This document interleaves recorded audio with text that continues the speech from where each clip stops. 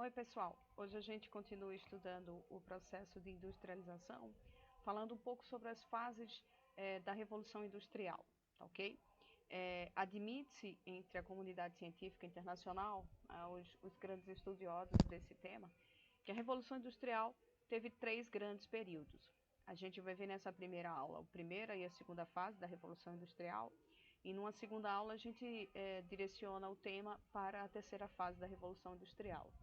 É bom lembrar vocês que alguns cientistas, né, alguns historiadores e geógrafos relacionam esse momento que o capitalismo vive, o capitalismo financeiro, ao que seria uma quarta fase da Revolução Industrial.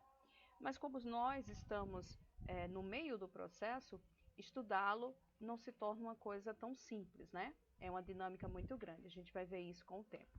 Então a gente vai ver nas duas aulas três fases da Revolução Industrial, tá bom?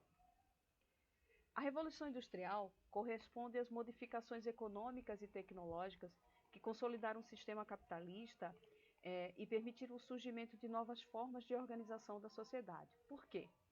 Não foi apenas uma mudança no meio de produção, né, no modo de produção que nós tínhamos ao longo do planeta. Foi uma mudança em toda a estruturação, foi uma mudança em todo o hábito até então registrado pelos habitantes de boa parte do planeta. Mudou-se, inclusive, a forma como as pessoas se alimentavam, trabalhavam, vivenciavam o seu dia a dia. A Revolução Industrial ela foi impactante, especialmente nos hábitos, e acabou transformando esses hábitos, não é? Trazendo alterações, inclusive, orgânicas para o ser humano. A gente vai ver um pouco disso à frente. As transformações tecnológicas, citadas econômicas e sociais, vividas na Europa Ocidental, inicialmente limitadas à Inglaterra, né? Porque a gente vai ver esse processo iniciado na Inglaterra em meados do século XVII, tiveram diversos desdobramentos, os quais a gente pode chamar de fases. Essas fases correspondem ao processo evolutivo das tecnologias desenvolvidas e às consequentes mudanças socioeconômicas. Então, cada fase vai trazer um avanço tecnológico e, com esse avanço tecnológico, vai trazer uma mudança socioeconômica para o espaço geográfico, né? E para a população que habita esse espaço geográfico, ok? A primeira revolução industrial vai referir-se ao processo da evolução tecnológica vivido a partir do século XVII na Europa Ocidental, mas é mais ou menos entre 1760 e 1850, estabelecendo uma nova relação entre a sociedade e o meio, ok? Entre a população e o espaço geográfico no qual ela habita, bem como possibilitou a existência de novas formas de produção que transformaram o setor industrial, dando início a um novo padrão de consumo. Por quê? Antes da Revolução Industrial, nós tínhamos a manufatura. Com a chegada da máquina, com a chegada da maquinofatura, a gente vai ver se reestruturar um setor de produção utilizado por máquinas, que vai substituir o trabalho artesanal do homem, e a partir daí nós vamos ver surgir uma nova infraestrutura proporcionada para esse setor industrial. Então a alteração ela não é só uma alteração socioeconômica, tá bom? Ela vai alterar e bastante o espaço geográfico no qual a sociedade habita. Essa fase é marcada especialmente pela substituição da energia produzida pelo homem por energias como a energia a vapor, eólica e hidráulica. A substituição da produção artesanal, ou seja, a manufatura, pela indústria, a maquinofatura, e também pela existência de novas relações de trabalho. Então, são três grandes características da primeira Revolução Industrial, né? A substituição da produção artesanal, ou seja, a substituição da manufatura pela maquinofatura, né? A substituição da energia que antes era produzida pelo homem passou a ser produzida com a máquina a vapor, a eólica e hidráulica, e, por fim, as relações de trabalho que antes eram dominadas pelas trocas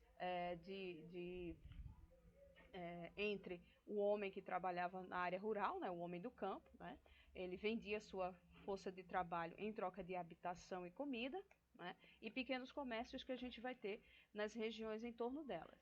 Essa relação de trabalho ela vai ser alterada. E ela vai ser alterada porque nós vamos ter uma nova forma de produção e também uma nova forma de pagar por essa produção, ok?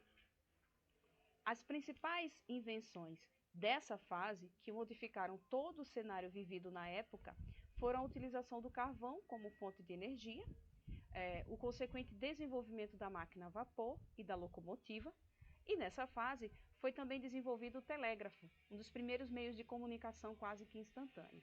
Percebam que essas alterações elas são fundamentais, né, para a gente entender o cenário que vivia-se na época da Revolução Industrial, século XVIII, século XIX. Imaginem que a locomotiva, por exemplo, facilitou bastante o transporte de mercadorias, agora produzidas pelas máquinas, e também o transporte de pessoas entre um local e outro, diminuindo distâncias, diminuindo o tempo de locomoção, né? E ganhando bastante em termos de lucro econômico, tá? Os produtos começaram a chegar em locais até então que não eram possíveis chegar, através dessa alteração produzida pela máquina a vapor, que foi possível trazer a inovação da locomotiva. Além disso, o telégrafo passou a ser um meio de comunicação instantâneo. Antes do telégrafo, quando nós tínhamos alguma notícia, alguma informação, inclusive a nível de estado, né, entre um país e outro, entre um estado e outro, era necessário enviar cartas que levavam dias, até meses, para chegar ao seu destino.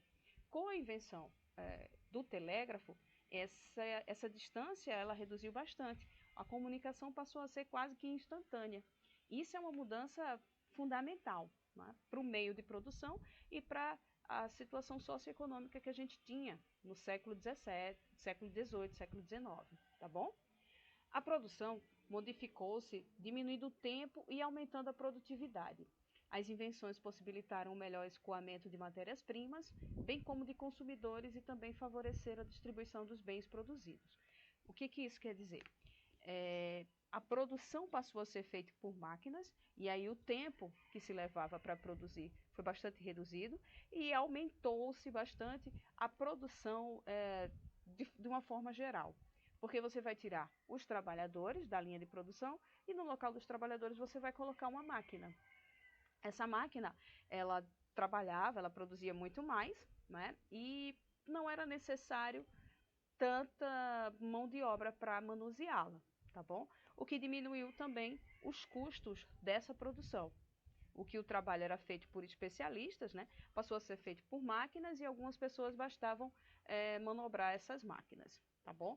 Isso aumentou bastante o lucro das pessoas que trabalhavam com a indústria no momento, e fez com que elas ampliassem as pesquisas e aprimorassem mais e mais as máquinas, como forma de aumentar o seu lucro também, aumentando a tecnologia.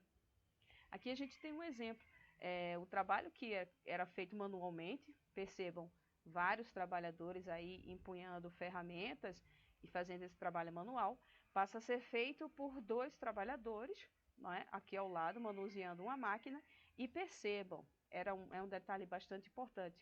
Durante essa época, não existia muito bem a definição de criança, adolescente, e não existia de forma alguma fiscalização ou direitos em relação a isso. Se trabalhava 12, 14, 16 horas, de domingo a domingo, e o trabalho era feito por crianças, como a gente vê aqui a imagem ao lado. Isso era comum, tá?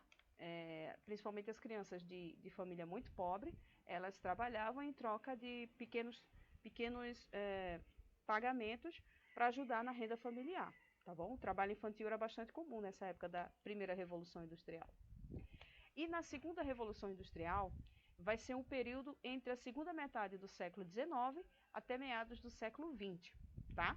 Tendo seu fim durante a Segunda Guerra Mundial. Então, não é um tempo muito distante, é relativamente recente na história, e dá para a gente entender bem como é que foi essa mudança.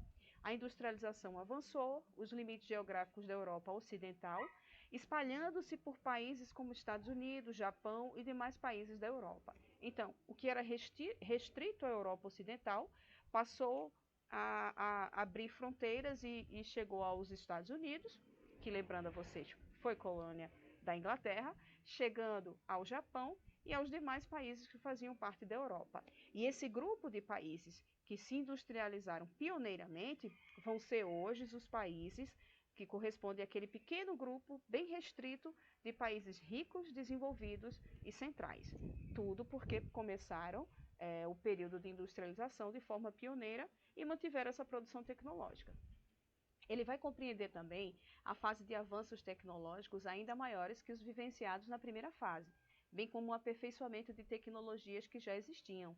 O mundo pôde vivenciar diversas novas criações que aumentaram ainda mais a produtividade e, consequentemente, aumentaram os lucros das indústrias, né?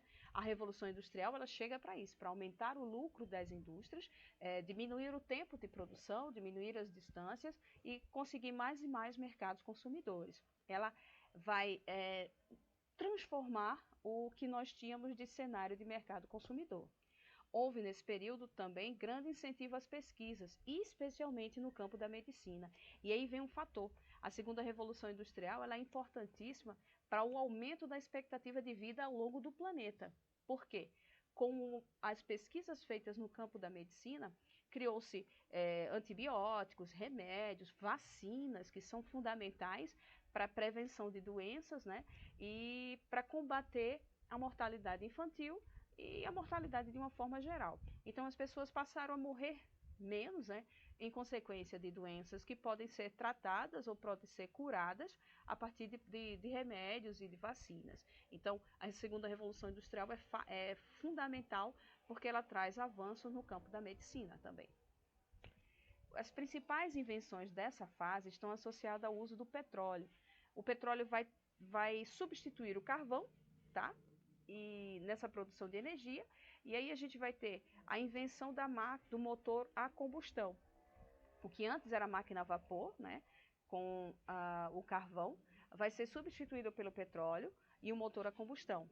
É daí também, da segunda revolução industrial, que nós vamos ver um incremento muito grande na poluição ambiental, na degradação do planeta, porque a retirada do petróleo e a invenção do motor a combustão trouxe uma poluição ambiental gigantesca em todo o cenário da Europa, da América e da Ásia, tá bom? A eletricidade, que antes era utilizada apenas para desenvolvimento de pesquisas em laboratórios, nesse período começa a ser usada para o funcionamento de motores, com destaque para os motores elétricos e a explosão. O ferro, que antes era largamente utilizado, passou a ser substituído pelo aço. Então, a gente vai ter incrementos e substituições importantes na segunda revolução industrial. Essa substituição e esses incrementos, pessoal, é importante serem analisadas no cenário que a gente tem no momento. Perceba, a chegada da eletricidade, que antes era restrita a laboratórios de pesquisas e a indústrias, passa a revolucionar a forma como a população vivia, porque ela começa a ser distribuída em residências, claro, de pessoas que tinham poder aquisitivo alto, que tinham grana, que tinham capital, mas isso vai aumentando também a níveis mais urbanos. As cidades começam a ganhar eletricidade e, com isso, os hábitos das pessoas começam a mudar. Lembra que no início eu falei que vai existir também uma alteração orgânica? Essa alteração é possível porque, com a chegada da eletricidade, as pessoas começam a dormir mais tarde e podem acordar mais tarde também, tá? Porque antes da urbanização, que é uma das consequências da Revolução Industrial, a gente vai ter um hábito relacionado à luz solar. O homem acordava, né, logo aos primeiros raios solares para aproveitar essa iluminação natural e assim poder produzir, geralmente no campo, nas áreas rurais.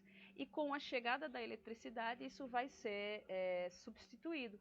E isso vai trazer uma alteração orgânica. A gente passa a ficar mais acomodado, dormir mais tarde e acordar mais tarde também, ok?